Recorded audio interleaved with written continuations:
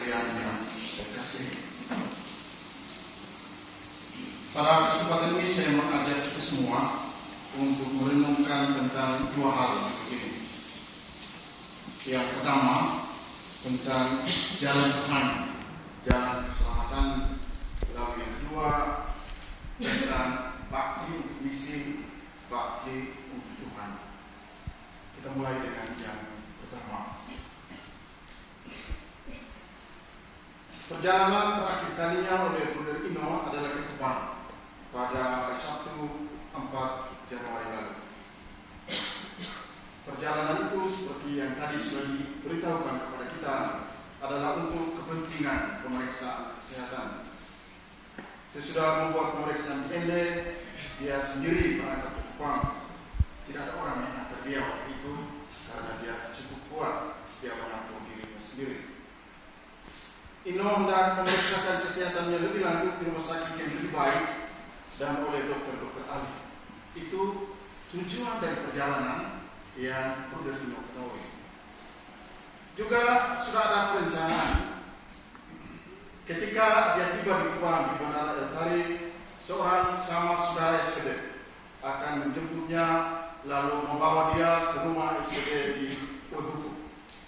Kemudian dia memeriksakan kesehatannya dan sesudah semua urusan itu selesai, dia kembali ke komunitas, ke rumah ini. Itu rencana yang Brother Ino ketahui. Kebetulan pada Sabtu 4 Januari itu, saya menemani Ino di bandara. Hari itu cuaca ekstrim. Kami menunggu dari jam 2 siang hingga jam 6 lewat, baru Ino bisa berangkat ke Kupang. Di bandara, kami bercerita tentang sejumlah hal. Ino tidak membayangkan dan tentu tidak bisa mengatakan bahwa itu adalah perjalanannya yang terakhir. Dia tidak tahu, sama sekali tidak tahu. Dia juga sama sekali tidak tahu bahwa dia akan pulang ke Ende, pulang ke komunitas ini dalam cara dan bentuk yang lain. Tadi kita mendengar dalam bacaan pertama dari kitab Mazmur, ayat 1-3 tertulis begini. Tuhan, Engkau menyelidiki dan mengenal aku. Engkau mengetahui kalau aku duduk, aku berdiri. Engkau mengerti pikiranku dari jauh. Engkau memeriksa aku kalau aku berjalan dan berbaring. Segala jalanku Kau maklumi. Tuhan menyelidiki dan mengenal Brother Ino. Tuhan mengetahui kalau dia duduk atau berdiri. Tuhan mengerti pikirannya. Tuhan sungguh mengenalnya. Karena itu Brother Ino memilih untuk moto kau kekalnya dari Mazmur tadi. Segala jalanku Kau maklumi. Bukan dia sendiri, tetapi Tuhan yang memaklumi semua jalan hidupnya. Bukan hanya tentang perjalanannya ke Kupang, tetapi tentang seluruh perjalanan hidupnya dan kayanya sebagai religius dan misionaris. Pertama-tama, bukan dirinya, tetapi Tuhan yang mengetahuinya, Tuhan yang memaklumi. Segala jalanku Kau maklumi. Kita bisa bertanya, kira-kira apa yang diyakini oleh Ino dengan memilih moto ini pada saat mengikrarkan kau kekal untuk hidup dan berkarya sebagai religius, sebagai biarawan, sebagai misionaris? Saudara-saudari sekalian, dalam perjalanan hidup ini, Brother Ino dan kita sebagai orang-orang beriman seringkali menghadapi berbagai tantangan, kegagalan, dan penderitaan. Namun Tuhan selalu memahami setiap langkah yang kita ambil. Tuhan memaklumi jalan hidup kita, meskipun kita sering merasa kebingungan atau kesepian. Dia selalu mendampingi kita dalam siara hidup ini, memberi penghiburan dan kekuatan, meski kita tidak selalu menyadarinya. Kehidupan ini penuh dengan misteri dan ujian, tetapi melalui iman kita diajak untuk percaya bahwa Tuhan selalu menyertai setiap langkah kita. Tuhan menyertai perjalanan kita. Saat kita merasa kesulitan, kita bisa berdoa dan berserah diri pada Tuhan yang lebih mengetahui daripada kita, yang lebih mengetahui apa yang terbaik untuk hidup kita. Untuk orang-orang beriman, tidak ada jalan, tidak ada peristiwa hidup yang terlalu sulit bagi Tuhan, dan Dia memahami setiap penderitaan dan kebingungan yang kita alami. Tuhan memanggil kita untuk tetap percaya, walaupun kita tidak selalu memahami jalannya. Sekarang, mari kita masuk lebih dalam. Tuhan tidak hanya memaklumi jalan hidup kita, tetapi Tuhan sendiri adalah jalan. Dan Injil kita dengar kata-kata ini. Akulah jalan dan kebenaran dan hidup. Ini kata-kata dari Yesus sendiri. Akulah jalan. Yesus bukan hanya menunjukkan jalan, tetapi Dia sendiri adalah jalan itu. Dia adalah jalan keselamatan dan jalan kehidupan kekal. Dia adalah jalan kebangkitan dari alam maut. Dalam dunia yang penuh dengan kebingungan, seringkali kita melewati jalan yang salah, menuju tujuan yang salah.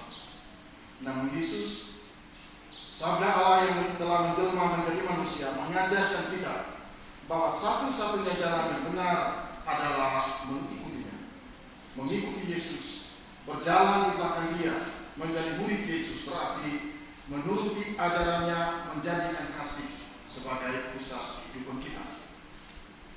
Bertino sungguh mengenal kata-kata dalam pembukaan konstitusi SPDI. Hidupnya adalah hidup kita, berutusannya adalah berutusan. Kedua, bakti untuk misi, bakti untuk Tuhan. Bagi Bruder Ino, apa artinya menjadi religius dan misionaris dalam serikat sabda Allah dalam SPDI? Setelah berdoa dan merenung pada momen khusus perayaan 25 tahun hidup dan karyanya sebagai misionaris dan religius, Ino menjawab pertanyaan serius ini dengan mengutip apa yang dikatakan dalam Injil Yohanes bab 3 ayat 30 yang kita dengarkan tadi. Dia harus semakin besar, aku harus semakin kecil. Sejatinya, sesungguhnya ini adalah suatu maklumat tentang praksis atau penghayatan iman, tentang makna dan tujuan hidup. Ini adalah satu pernyataan, satu usaha, satu ikhtiar dan harapan tentang hidup yang dibaktikan untuk Tuhan, hidup yang dibaktikan untuk misi. Poinnya, substansinya sama dengan apa yang dikatakan oleh Santo Alun Jansen, pendiri Serikat Sabda Allah, pendiri SPDI. Betapa mulia hidup yang dibaktikan untuk misi. Banyak orang mengenal Ino sebagai orang baik, orang yang setia, orang yang menjalani hidup dengan penuh kesederhanaan dan kebahagiaan. Relasinya dengan orang lain umumnya baik, jauh dari konflik dan kekerasan. Ia bukanlah tipe orang yang banyak bicara, apalagi teriak-teriak kalau berkomunikasi dengan orang lain. Ia setia menjalankan tugas-tugasnya dalam kesederhanaannya. Ia lebih banyak sabar, memendam dan mengolah kesulitan dalam batinnya sendiri. Dalam Misa dan Homili kemarin kita mendengar dari Pater Franz Lowy sebagai orang yang sungguh mengenal Ino, bahwa Bruder Ino setia memikul salibnya setiap hari. Tentu saja, apa yang disampaikan tentang Ino tadi tidak sebatas sebagai utama manusia, tetapi itu adalah cara dia memikul salib. Dan itu tidak sekedar salib, tetapi Ino dengan setia memikul salib misinya setiap hari. Salib misi yang dia terima pada perutusan dan penugasan pertamanya setelah mengucapkan Al-Qur'an. Dia anggota SPDI menerima salib misi, salib perutusan, salib penugasan. Sementara salib misi yang diterima oleh Bruder Ino Soleh dulu pada waktu mendapat penugasan pertama. Ketika dia mendapat penugasan pertama, akan dimasukkan kembali ke dalam peti jenazah. Ino akan membawa salib misi untuk bertemu dengan Allah dengan Yesus yang disalibkan dan dibangkitkan dari Allah. Salib misi ini adalah tanda simbol yang sangat penting yang menjadi tanda pengingat tentang tujuan dan jalan hidup misioner. Salib yang seyogianya disimpan dengan baik di kamar masing-masing oleh tiap tempatnya. Salib yang menjadi sarana untuk berdoa. Secara imperatif, salib mesti ada dalam setiap salib misioner, salib misi. Itu juga sejalan dengan moto episkopal dari Monsignor Heinrich Betten, uskup kita, uskup kepulauan Sunda Kecil tahun 1933 sampai 1950 sebelum wilayah gereja ini dimekakan. Itu juga adalah seorang misionaris Serikat Sabara yang sekarang ini sedang diproses penggelaran kudusnya. Moto episkopal itu adalah Opus Apes Des Unica. Salam salib satu-satunya Tuhan. Katakan, dia harus semakin besar atau harus semakin kecil dalam Injil tadi berasal dari Yohanes Pembaptis. Meskipun memiliki pengikut dan peran yang besar dalam mempersiapkan jalan bagi Yesus, dengan rendah hati yang mengakui bahwa tugas utamanya adalah untuk memuliakan Kristus, bukan untuk memuliakan dirinya sendiri. Bukan pemuliaan atau glorifikasi diri sendiri, tetapi komitmen dan bakti diri yang utuh untuk memuliakan Tuhan dan misi. Dia harus semakin besar. Yohanes menyadari bahwa tugas utamanya adalah untuk mengarahkan perhatian orang kepada Yesus, bukan kepada dirinya sendiri. Sebagai seorang rasul dan pemimpin rohani, dia tahu bahwa Yesus adalah sumber keselamatan dan kebenaran. Aku harus semakin kecil. Pernyataan ini mengandung makna kerendahan hati dan bakti untuk misi yang luar biasa. Yohanes Pembaptis dan Ino yang mengikuti dia tidak merasa perlu untuk tampil lebih besar atau mencari perhatian untuk diri sendiri. Sebaliknya, ia mengakui bahwa hidup dan karyanya hanya untuk melayani dan mendidik orang lain menuju Kristus. Bukan saya, bukan kita, tetapi Allah adalah pusat dan tujuan hidup kita. Ini penting diingatkan terus-menerus.